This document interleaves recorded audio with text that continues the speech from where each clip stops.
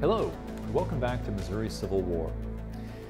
In the first quarter of the course, we have looked first at the ways that Missouri emerged as a flashpoint of national debates about slavery, expansion, and freedom. We then saw how Missouri stood at the brink of war, a border state torn between North and South. In our second quarter of the course, we examined the early part of the war and the contest for Missouri between Unionist and pro-Confederate forces. For much of 1861, much of America's attention was again focused upon Missouri, and many of the events that summer proved pivotal to the war's outcome. We begin today by considering the consequences of that fateful meeting at St. Louis's Planter House between Union General Nathaniel Lyon and Missouri Governor Claiborne Fox Jackson. When Jackson and Sterling Price, his commander of the Missouri State Guard, fled St. Louis for Jefferson City, Lyon moved boldly to establish Union control throughout the state.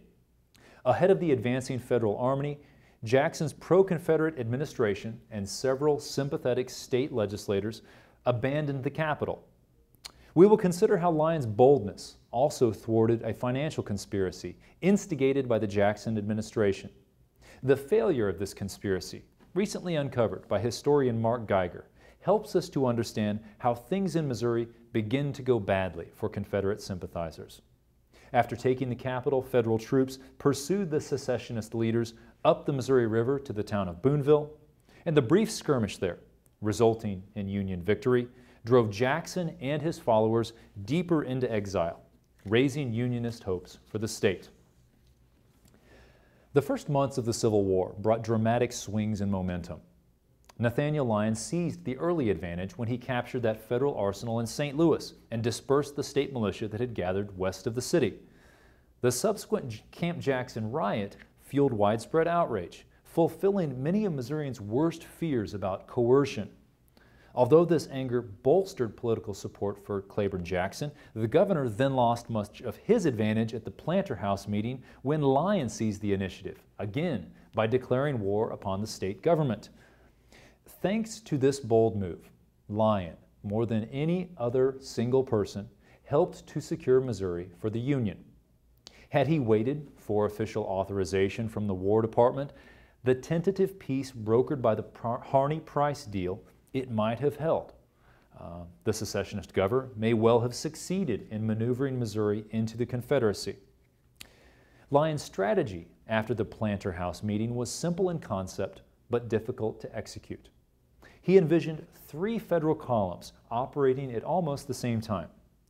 The first 2 columns would be launched from St. Louis, the state's bastion of Union strength. One column would move west up the Missouri River, with the goals of capturing the state capital and then establishing federal control of key rail and water connections in central Missouri. The second column would head toward the southwest, traveling by rail from St. Louis to the town of Rolla, where the unfinished tracks stopped. This southwestern thrust would then go by foot for more than 100 miles across the rugged Ozarks Hills towards Springfield, the most important trade center in southwestern Missouri. The third federal column would push eastward from Fort Leavenworth in Kansas and unite with the first Union column near Clinton and the Osage River Valley and to press upon the rebels that are retreating to the southwest. In executing this plan, Lyon would become the first commander in the Civil War to make strategic use of steamboats and railroads. This became necessary because he commanded a vast theater of operations.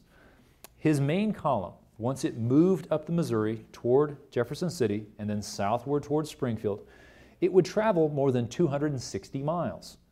By comparison, the same distance would take a traveler from Washington, D.C.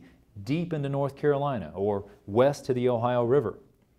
In time, Lyon would become an even more controversial figure. But in the summer of 1861, no Union officer accomplished more.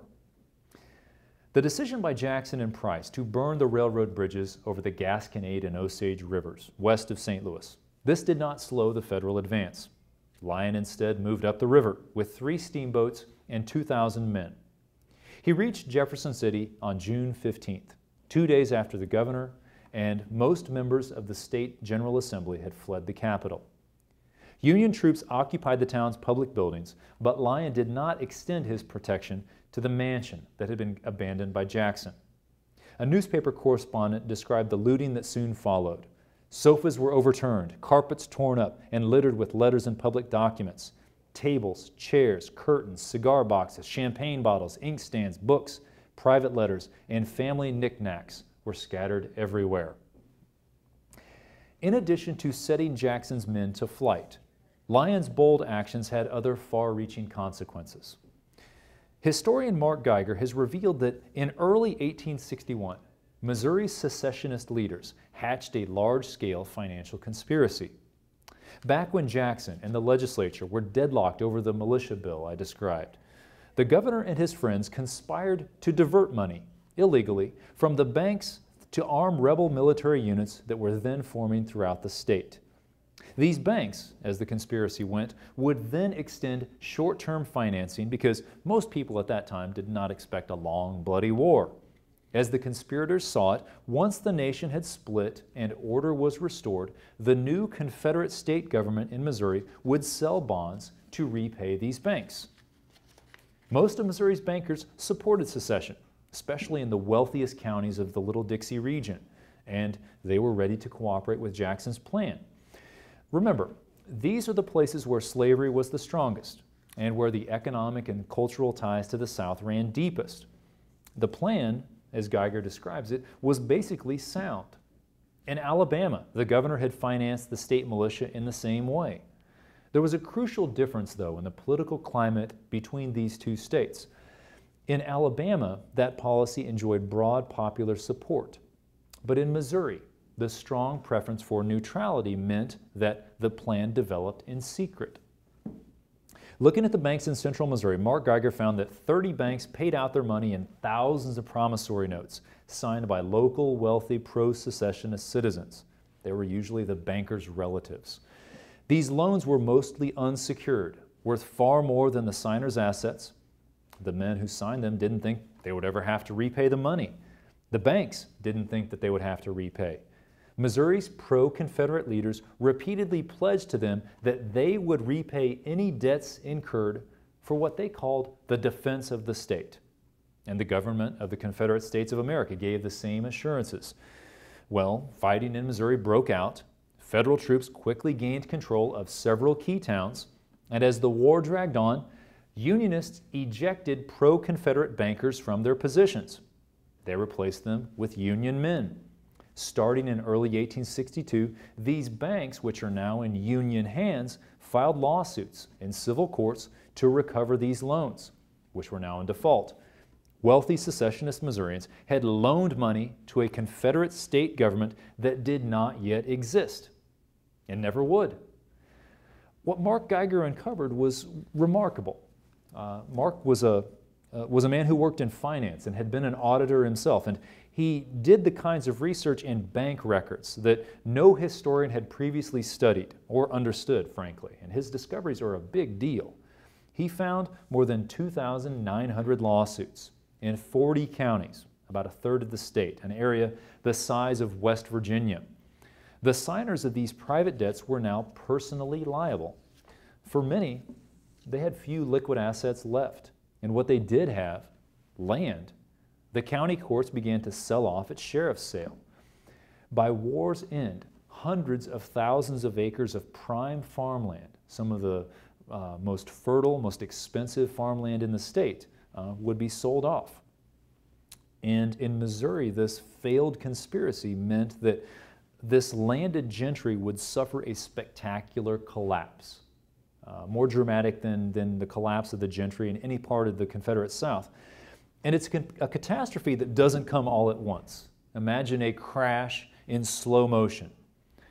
File this financial crisis away in your minds and keep it in mind as we move through the middle years of the war, as the Missouri countryside slips into chaos and guerrilla violence begins to consume much of the state.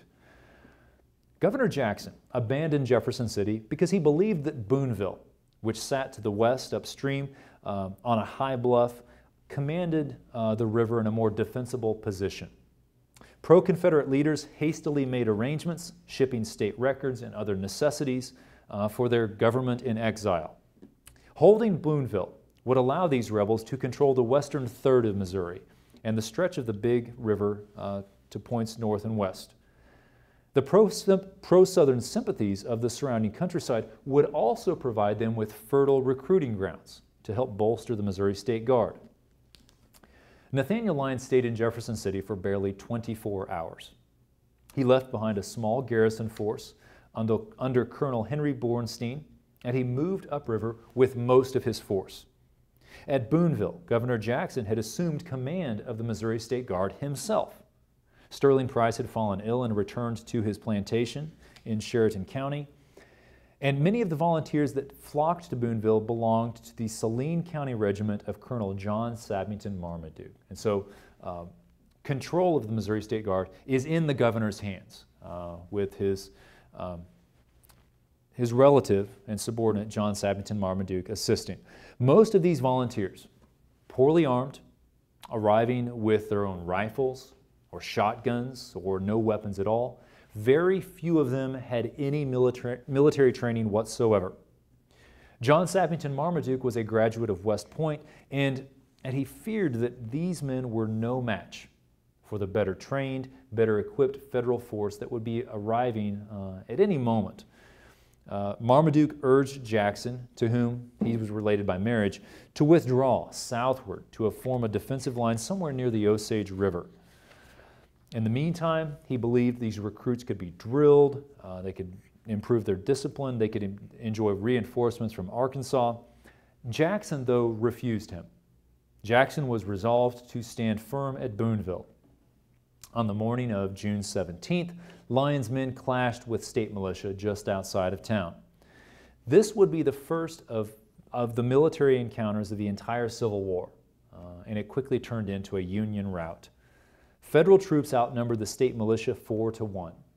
Faced with advancing Union infantry and well-placed artillery fire, Marmaduke ordered his men to pull back.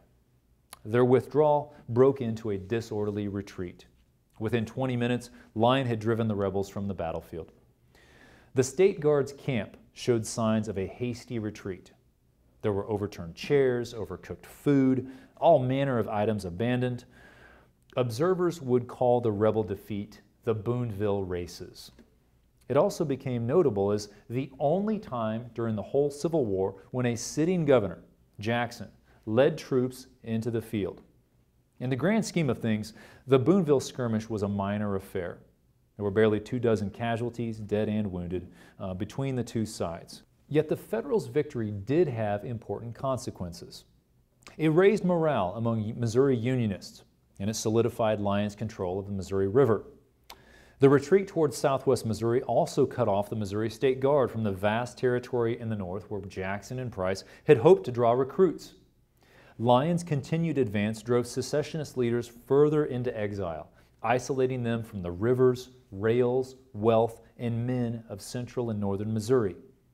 Back in the state capital, federal troops installed a loyal provisional government, and the prospects that the state would remain in Union hands grew stronger. Control of Missouri, however, was still up for grabs. The Lincoln administration and Confederate leaders in Richmond, where the rebel government had been moved, were both keenly interested in securing Missouri for their side. For next time, we'll examine the strategic importance of Missouri for leaders on both sides, and why events here sharpened national attention during that first year of war. Until then.